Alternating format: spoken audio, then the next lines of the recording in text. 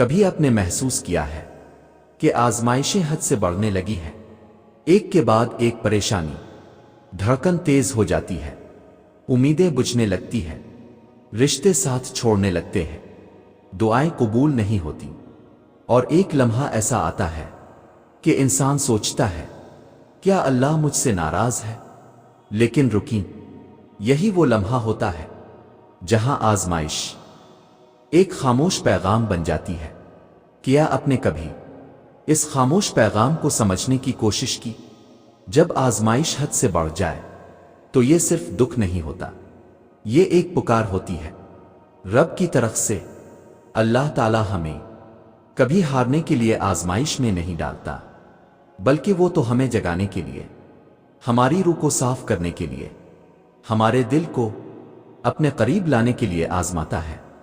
قرآن مجید میں اللہ فرماتا ہے، اور ضرور ہم تمہیں آزمائیں گے، کچھ خوف، بھوک، مال و جان اور پھلوں کی کمی سے، اور خوشخبری دے دو صبر کرنے والوں کو۔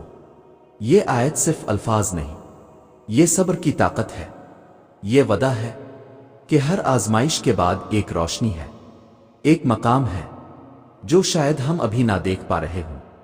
اگر آپ کی زندگی میں ہر دروازہ بند ہو گیا ہے، اگر راتیں رونے میں گزرتی ہے اور دل کسی کو کچھ کہنے سے قاصر ہے، تو ایک لمحے کو خود سے سوال کیجئے، کیا یہ سب بس یوں ہی ہو رہا ہے؟ میرا رب مجھ سے کوئی بات کرنا چاہتا ہے؟ یاد رکھو، آزمائش جتنی بڑی ہو، اتنا ہی بڑا رب کا راز چھپا ہوتا ہے۔ جب آزمائش حد سے بڑھنے لگے تو سمجھ لو کوئی اشارہ ضرور ہے۔ سنو، جب ہر طرف اندھیرا ہو جائے، جب دعاؤں کے جواب نہ آئیں، جب لوگ ساتھ چھوڑ دیں اور سناٹا دل کو چیر دے، تو یہی وہ لمحہ ہوتا ہے جہاں رب کہتا ہے، اب صرف میں کافی ہوں تیرے لیے۔ اللہ کبھی آزمائش سے ہمیں توڑنے نہیں دیتا، وہ تو بس دیکھنا چاہتا ہے کہ کیا یہ بندہ صرف میرے لیے روتا ہے، کیا یہ میرے سوا کسی سے امید رکھتا ہے۔ یہ آزمائش کی گہری رات در حقیقت سجدے کی وہ زمین ہوتی ہے جہاں آنسو درخت بن جاتے ہیں، ایمان کی مضبوط جڑیں بن جاتے ہیں۔ تم ٹوٹ گئے ہو، بکھر گئے ہو، تباہ ہو چکے ہو شاید، مگر یہی تو بنیاد ہے ایک نئی تعمیر کی۔ یاد رکھو، اللہ وہ معمار ہے جو کسی بھی بکھری ہوئی زندگی کو اتنا خوبصورت بنا سکتا ہے کہ خود وہ انسان بھی پہچان نہ پائے کہ یہ میں ہوں۔ کبھی کبھی اللہ ہمیں سب کچھ لے کر بس اپنا اب دے دیتا ہے، اور وہ کافی ہوتا ہے، بہت کافی۔ قرآن کہتا ہے، اور تمہارا رب بھولنے والا نہیں۔ یہ آیت کسی دوا سے بڑھ کر شفا ہے، یہ وعدہ ہے رب کا کہ وہ تمہیں کبھی بھلا نہیں سکتا، چاہے دنیا تمہیں 1000 بار بھلا دے۔ اگر تو مایوس ہے تو رب ابھی مکمل نہیں ہوا تیرے قصے کے ساتھ۔ یہ جو تکلیف ہے نا، یہی وہ مقام ہے جہاں تیرے اندر کی روشنی جگائی جا رہی ہے، تجھے نیا بنایا جا رہا ہے۔ رب تجھے وہ مقام دینے والا ہے جس کا تو نے کبھی تصور بھی نہیں کیا تھا۔ تو چلتا جا، رکتا نہیں، گر جا تو پھر اٹھ، رو لے تو سجدے میں، مگر بھاگ رب کی طرف، کیونکہ وہی وہ ہستی ہے جو کہتی ہے مایوس نہ ہونا اللہ کی رحمت سے۔ کبھی کبھی ہم چاہتے ہیں کوئی ہمیں صرف اتنا کہہ دے، سب کچھ ٹھیک ہو جائے گا، لیکن زندگی ایسے لمحے لے آتی ہے جہاں یہ لفظ بھی سنے ہوئے صدیاں گزر جاتی ہیں۔ ایسے میں انسان کے دل میں صرف ایک سوال رہ جاتا ہے، کیا واقعی کبھی سکون ملے گا؟ اور اس سوال کا جواب کہیں باہر نہیں، بلکہ صرف رب کے اندر چھپا ہے۔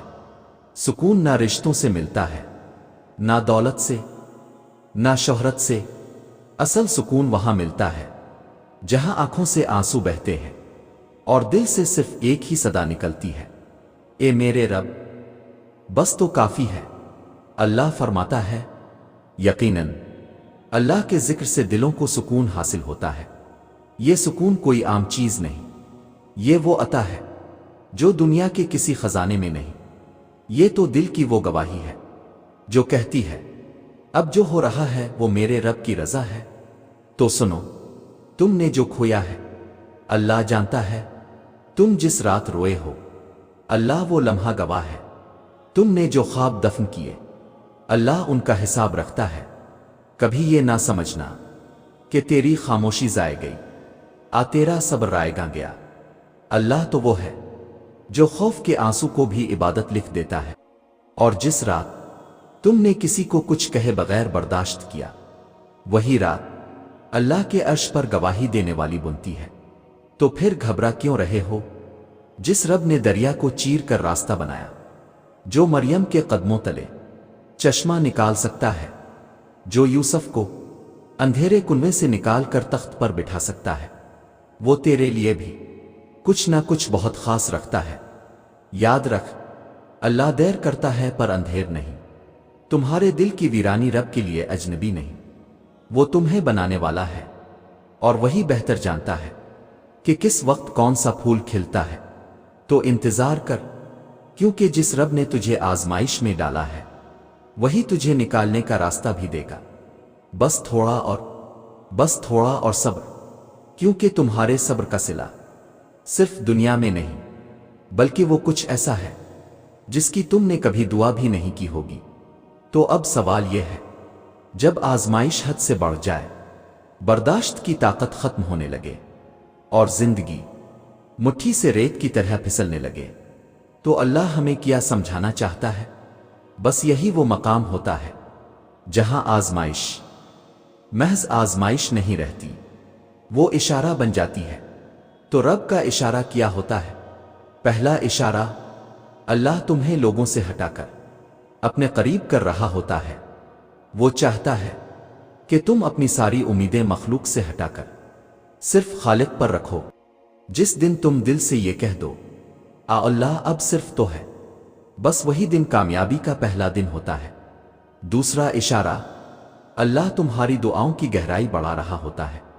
जब सब कुछ छन जाए तो दिल जो दुआ मांगता है, वो दुनिया की सबसे सच्ची दुआ होती है। और रब को वो दुआ बहुत पसंद है जिसमें सिर्फ आंख नहीं बल्कि दिल भी बह जाए। तीसरा इशारा, अल्लाह तुम्हें तोड़ नहीं रहा, वो तुम्हें ढाल रहा है। जैसे मिट्टी को शक्ल देने के लिए दबाया जाता है, जैसे लोहे को तपावा जाता है, वैसे ही अल्लाह भी तुम्हें कुछ बड़ा बनाने के लिए आजमाता है। आजमाइश कभी सजा नहीं होती, वो तो रब की वर्कशॉप होती है, जहां वो तुम्हें इस मकाम के लिए तैयार कर रहा होता है जिसके काबिल तुम खुद को भी नहीं समझते।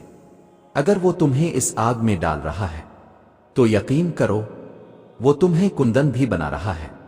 और जब आजमाइश हद से बढ़ जाए, तो ये समझो अब रब चाहता है कि तुम रुक कर सजदे में गिर जाओ। अब वो तुमसे कुछ कहना चाहता है, कुछ बदलना चाहता है, तुम्हारा दिल, तुम्हारी सोच, तुम्हारा रास्ता। और जब तुम उसकी बात सुन लोगे, तो तुम पाओगे जो छन गया था वो तुम्हारा नहीं था, और जो मिलेगा वो तुम्हारे तसव्वुर से भी कहीं ज्यादा अजीम होगा। तो अगर तुम आज आजमाइश में हो, तो सिर्फ ये जान लो, तुम तन्हा नहीं हो। अल्लाह देख रहा है, सुन रहा है और तैयार कर रहा है वो वक्त जब तुम्हारी दुआ कहानी बन जाएगी और तुम्हारा सब्र किसी और के लिए उम्मीद। याद रखो, आजमाइश जब हद से बढ़ने लगे तो समझ लेना तुम्हारा रब तुम्हें खोने नहीं, संवारने आया है।